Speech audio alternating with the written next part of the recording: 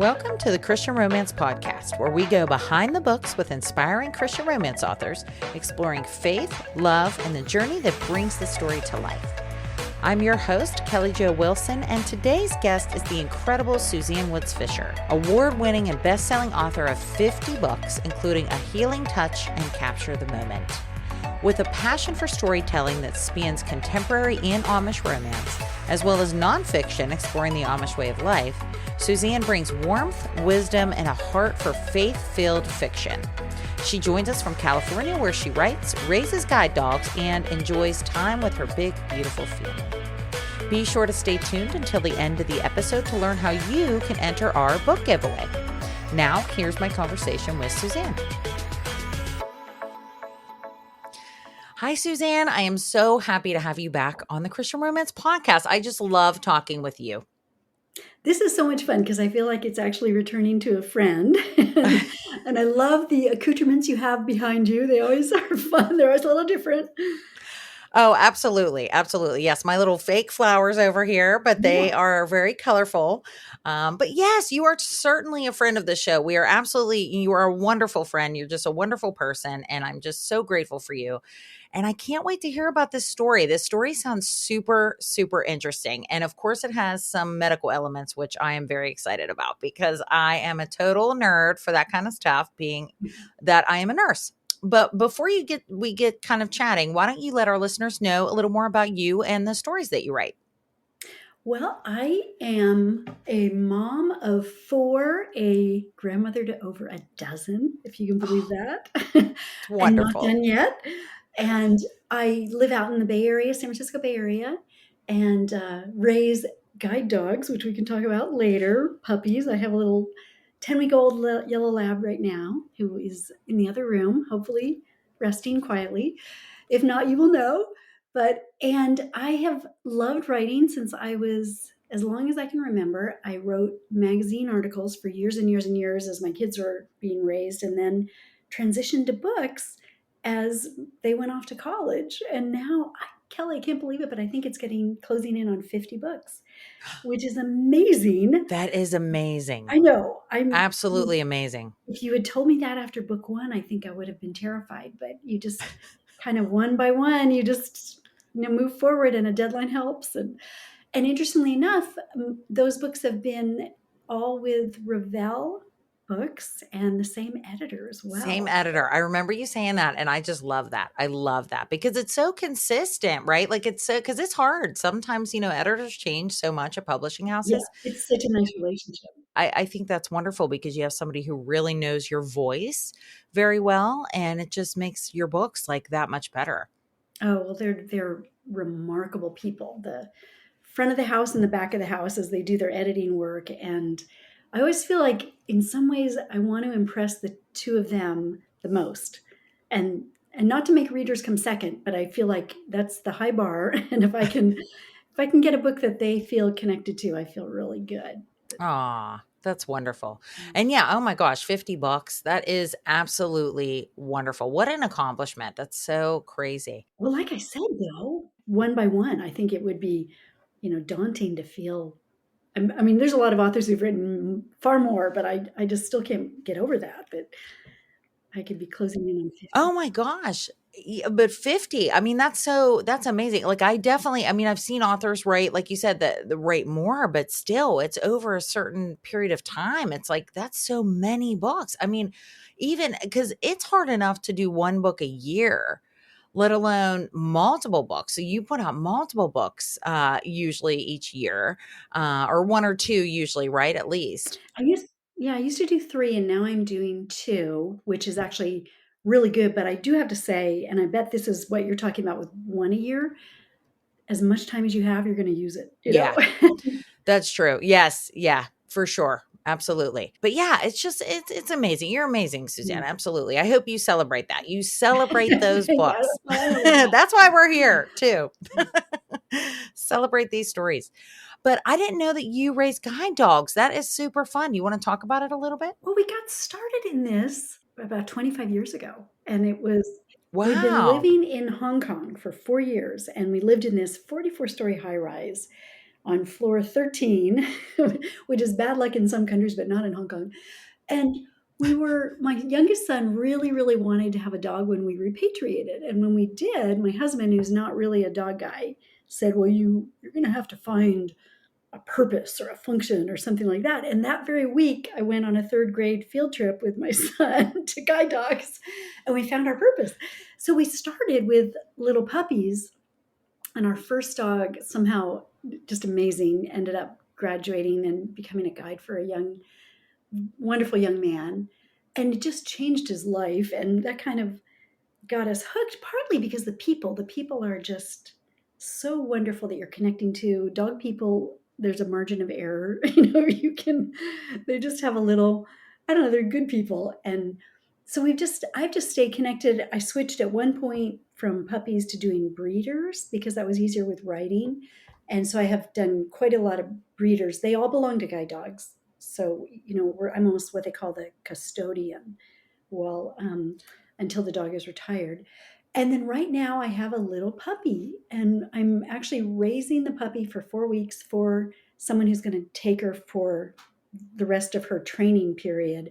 And I haven't had a puppy in a long time, and she is a wonderful little puppy, but man, they're a lot of work. But she's a sweet, yellow labs, just their little really good tails and little button Ah, noses. They're so cute. they are so, so cute and but they are full of energy, puppies like my husband and I still don't know what we were Mhm. thinking whenever we got our dog as a puppy. We have a Rottweiler, and she's just like a lovable, rambunctious, like she's very energetic still, even. She's 4 now, but we got her 1 month, or no, it was 2 months before my son was born, okay? So we had a puppy, and then we had my Ooh. youngest son. Who knows what we were thinking about that? I think we just missed our, dog Yeah. so much, It's as a dog person, I'm sure you can understand this too. It's like when they're not in the house, it's too quiet. It's I just too know. quiet. It's sad. So we said goodbye to our dog after 13 years. She also a Rottweiler, lived to be 13, or she's 12 or 13. I think she was 13 actually. And that was September, and then we got a puppy in October. I know what you mean because and when you have to say goodbye to a dog, they're just reminders all around the house all the time. It's walking in the door and the leash by the door, and what, and they are like, there's really no good reason to have a dog, but there's so many great reasons to have a dog. You're out walking so Yes. much. I think women in the house, especially women who are alone, the dog hears before you do. It's just, they're just wonderful companions. They're a lot of work, and they're expensive, but they are so worth it.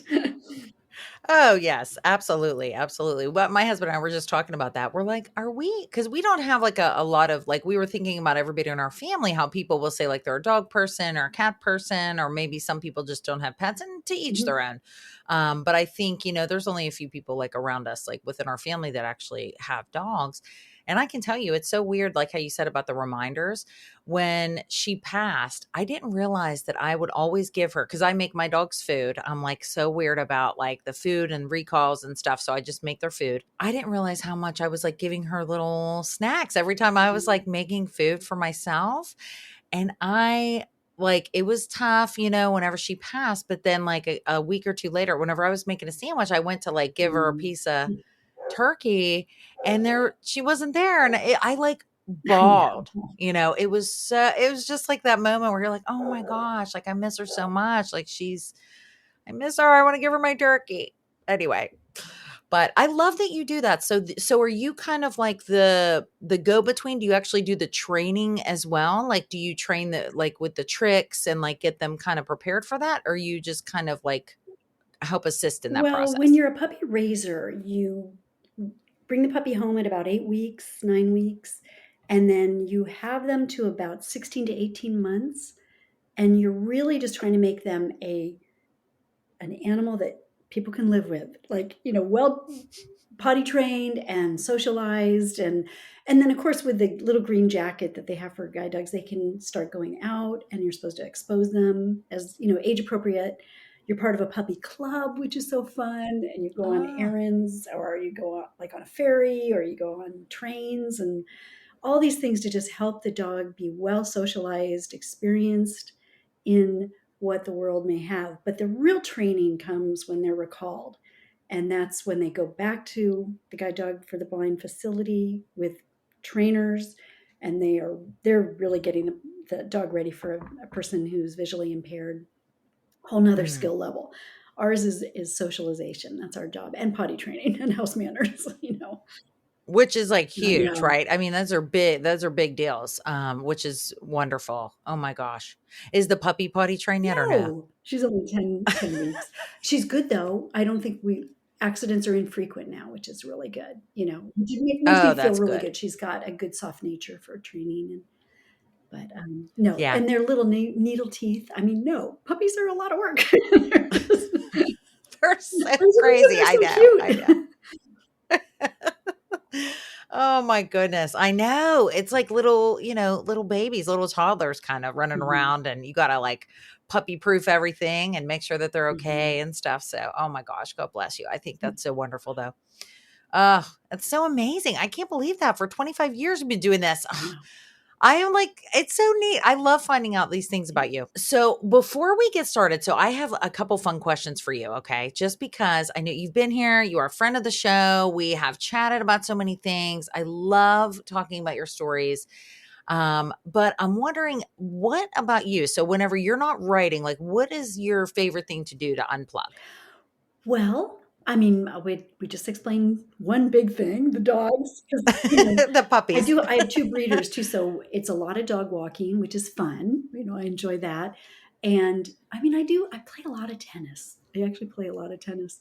So, Oh, that's probably 2 to 3 great. times a week for about, and I love it so much. And then I do yoga, and I have Bible studies. I'm in 3 different Bible studies. In fact, we just kicked off today, and for the year, and so there's a lot. It's a busy life. It's kind of fun and exciting, and it's sometimes like, oh, just a day off would be good, And I garden. A day off. I know. I What's a day know. off look like? You'd be writing or something, or jotting down notes probably for a story anyway, even if you did Yeah. have a day off. Oh, that is so fun. Tennis really is super fun. I always loved playing tennis as well. Also, volleyball was a, Oh, a big sport that I used to love too. how tall are you? Are you tall? I'm not very tall. I was the back Oh. row. I was back row specialist. That's what the official title. I was like the middle back. No, I'm definitely not tall. I don't know how they do it on sand. Yeah, Like I am like so amazed with the people like those tournaments where they'll show like on TV. Like I get into it. Are you like that with tennis too? Can you like watch tennis I know. I tournaments? love, like, the US Open was just finished yesterday. Yeah, Yeah. So fun. I always used to think, "Oh, I could do this. I could play better." No, I can't. I know. Oh, I know. What do they call those? My husband just said the term the other day, like The armchair couch. quarterback kind of thing. Yeah, armchair quarterback. Exactly. Armchair quarterback. That's like what. I do the same thing actually. Well, I don't with volleyball because I was like, I look at them and I'm like in absolute awe, Mhm. how they do this, especially like with 2-on-2. Okay, Kelly, in a bikini. I know. And No in a way. bikini, like No what? way. I know. Everything would be falling out. It'd be a mess. Kidding. I'd Yeah. be Like I'd so have to be in like a embarrassed. bodysuit. Yes, we give them kudos and kudos to US Open. Oh, but that is so fun. That is so fun. I love that you have the Bible studies too. I feel like that's so important to have Mhm, those groups, and to have like people that you can fellowship with like that. God love our writers group, my writers group too. And even just the writing in the Christian space. I feel like authors, it's such a fellowship among with each other because we can talk about Jesus, we can talk about Bible verses like we do even on this show. And I think it's so mhm. important, really. So, another fun question before we get into Okay. your book. So, you have written all these wonderful Amish stories, and I love these Amish stories. You have such a unique perspective with your stories. But if you could have any one of your Amish characters, one of your favorite Amish characters over for dinner, who would it be and what would you make them to eat? It's interesting. So all the Amish books, and I've about half of my books have been Amish. Others have been, different genres, different historical fiction and that kind of thing. But all of the Amish books have been set in the same little village. So the kind of like a small town, and you get some of your favorite characters come on and off screen. But I've been pondering lately, and this will kind of segue into talking about the book, but there's these two main characters, the bishop and his sister, who's the doctor. She was raised Amish, but she left and then has come back as a doctor to the Amish. And sometimes I think, I feel like I'm both of them. I feel like in my head, I see both. And I don't know if I sat down with the two of them for dinner and if I was invisible, so they didn't know I was there, I feel like, oh, that would be so interesting to just listen to them, because they kind of let down their hair with each other. And so there's conversations they'll have, like they walk in each other's office and the doctor will say to the brother, bishop or brother, or sister or doctor, who do you want? And they'll kind of answer based on, okay, I need a bishop right now, or I need a doctor right now, or something like that. And it's just sort of a fun, the way their minds are. But then I feel like, but wait, I created them. So something about them is me, and they're both really capable people, but they're very humble in their own way. I think that the bishop is a lot of his internal dialogue is his shortcomings, his failures, his sense of how criticized he is constantly as a bishop, because he can never do anything quite right, and then even though he's a good bishop, but he's a leader, and a leader makes people have opinions. And then the doctor, she's interesting because she's fast to the point, moving along quickly, and yet she also has this side of her that is like she lets down her hair with her brother, and it's just sort of a fun conversation. So I think, if to answer your question, I would like to be invisible with the two of them at some point. And what would I serve That them? sounds really I fun. might serve them something sweet, because I think they both would stop fast and and love cookies, or love something baked right out of the oven. Oh, that is so fun. That is so cool. Isn't that neat how opposite they are kind Mhm. of, but you are in both of them. So like they do have some Yeah. similarities because they're part of you. I think that that is so interesting. And then I totally identify with the doctor mindset, like being kind of to the Mhm. point, very quick. We gotta take care of this. Let's do this. Very much a doer, she sounds Mhm. like. That I can totally identify with personally. And then sometimes I have to pray for gentleness sometimes, Suzanne, because when you're doing a lot of things, as you know this, because you do so many things as well, sometimes there's just no time. Like you just have Mhm. to go and go, go, go, go, go. And it's no like, I don't want to say there's no time to be gentle, but there's no, like, you don't mean to be like Mhm. abrupt. It's just kind of quick, like things happen quickly. You got to move. So yeah, I can totally identify. And let me just tell you, there are lots of doctors like Yeah. that. Yeah. Very much, very much. Well, let's get into the story a little bit. So this story, this new one is called A Hidden Mhm. Hope. And so it does kind of center around this physician, correct? So the physician, why don't you talk about her a little bit and then some of the other characters in. Yeah, and it is funny because they weren't contracted as a series, but I actually have kind of picked each book up where they've carried on, because they've done well. People like them, and I love, there's still more to explore. I think of these books as hybrid Amish, because they're half Amish, but they're really half not. It's half of it is through the doctor's eyes, the way she's looking at life, the way people are looking at her. There's a lot of main characters who are not Amish, but they're also interacting with the Amish, and so you're kind of seeing how they're taking it in, how they're absorbing this other culture that, unless you're around the Amish much, which most of us aren't, they're very different. They feel really foreign, and yet they're Americans. They're part of us. These are part of our people. These are people who have figured out how to live in America, holding on to traditions that are very dear to them.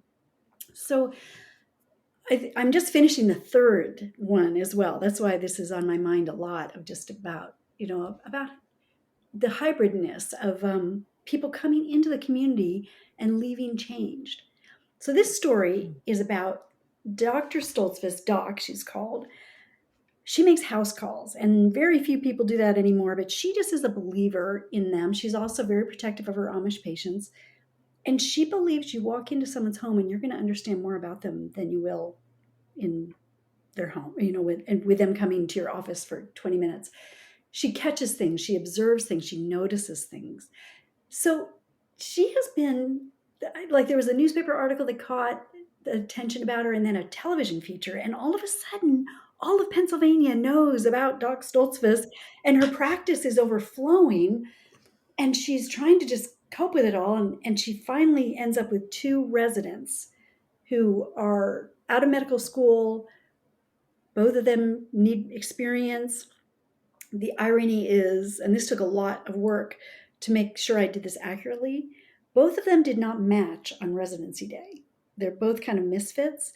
One is at the bottom of the class, barely graduated from medical school. The other is at the top of the class, and she didn't match because she felt she was better than almost any other place. So you've got both of these residents who happen to be very close. They're connected well to each other. They have a lot of history together. Coming into Doc's practice along with a nurse who is a traveling nurse who they also all have kind of graduated. So they're all 3 know each other. And how they're trying to adjust to Doc's style, to the Amish patients. The doctor is very slow and reticent because she doesn't totally trust them. She's, like I said, she's super protective of her patients. She does not want them, they haven't passed any boards yet. She doesn't want them touching a patient without her supervision. Unfortunately, she's very slow to supervise them, so they're just sort of twiddling their thumbs a lot. Anyway, it kind of goes on and on, but it's a fun story of how they're trying to learn how to adapt and become a general practitioner to a rural practice amongst the Amish. With that, there's a love triangle. So the bottom of the class guy, Charlie, who's a very good guy, but he struggles. And then the top of the class, Ren Baker, and she knows everything. And then the nurse, Evie, who is been secretly in love with Charlie for a very long time. So that's sort of the fun part of the story as well. That's the non-Amish side. There's an Amish side as well, as the title, A Hidden Hope, as some things get uncovered through this story. That sounds really fun. I love it. And let me just tell you, that is a common thing of having the residents be like in different, maybe they don't match with a certain Mm-hmm. place or something like that. And they kind of have to set, because they have to choose somewhere where they can learn, right? So like Mm-hmm. they may not get picked and they may not be able to go to wherever they want to go. Just out of curiosity, are they out of like city schools? Are they like a bigger city schools and then they kind of come to this Amish community? Or is it like a little closer to the community where they were? No, I had them coming out of Penn State. Oh, okay. They didn't match, but this was the setup I had, where they actually worked with the state of Pennsylvania Mm. on being willing to go to a rural practice to also pay off their bills, like if they, their medical school. So Oh, it was yeah. kind of and I had to really do a lot of digging on that. And my editors were very helpful in making sure that was as accurate as I could be, in setting that scenario up. But the whole non-matching kind of came to me because I have a couple of friends whose kids are in medical school or in some kind of schooling, and they didn't match. Yeah. And things worked out for them. It ended up, something else came to them. It's not like they haven't had wonderful careers, but they didn't get a match, which was sort of shocking. So that's Oh, what kind yeah. of got me thinking, that whole idea that, oh, plan B, plan C, plan D. And there's so much tension there too, right? Like once they have this like dilemma. What are they going to do? How are they supposed to move forward?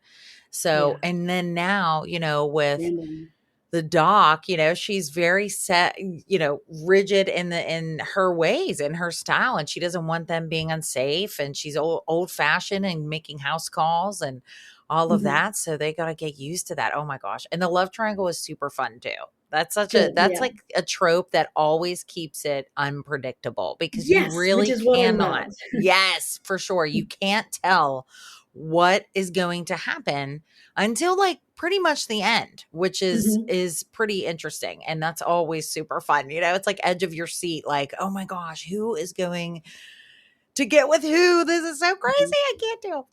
Oh, it's super fun. That is so awesome. Well, and then to flip that a little bit, another part of the story is that there is a patient at Doc's office who is suffering from postpartum depression.